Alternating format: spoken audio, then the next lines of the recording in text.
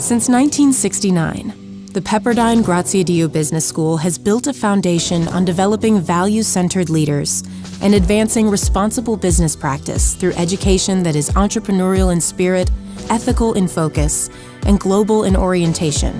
Our benefactor, George L. Graziadio, a visionary entrepreneur and philanthropist, placed great value on doing what is right over what is easy. His generous spirit and dedication to responsible business are woven into the DNA of our school and inspire us to this day in our pursuit of educating leaders that business is more than just a bottom line. For 50 years, our core values have guided our mission to cultivate leaders dedicated to inspire positive change.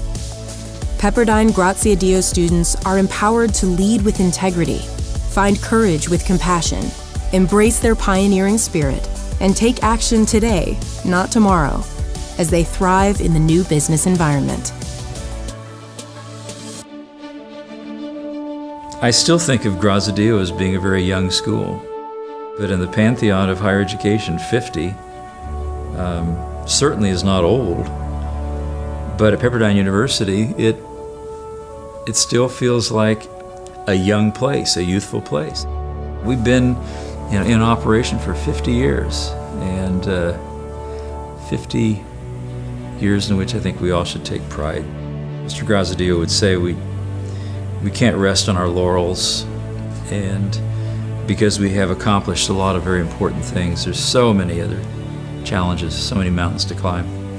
So we will climb them. We've got a great heritage, we've got a great foundation. We've always been committed to values-based education.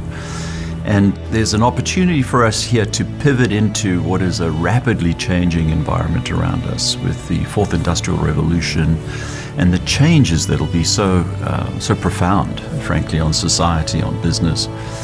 And so whilst a values-based foundation was helpful, it needed a little bit of sharper definition. And so we have interpreted that as developing best for the world leaders.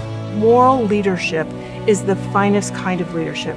We know from so much research that ethical companies that are run by ethical leaders just simply perform better in the marketplace. So from a very pragmatic perspective, it's better for the bottom line. But deeper than that, it's better for the world.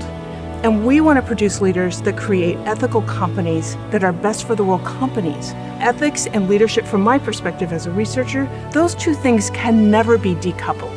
Pepperdine attracts people with purpose. You can sense there's a goodness to people that come to Pepperdine. When you're around more people like that and that environment is stronger, you create more and higher levels of purpose, of degrees of values.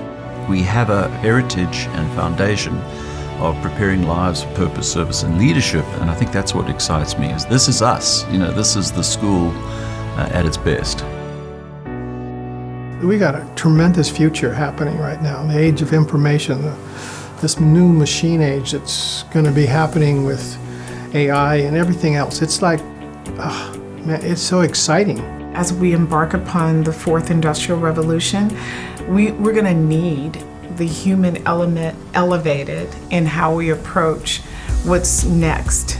We have to consider how we are going to address our own biases, our own prejudice, our own humanness that is ultimately embedded in design.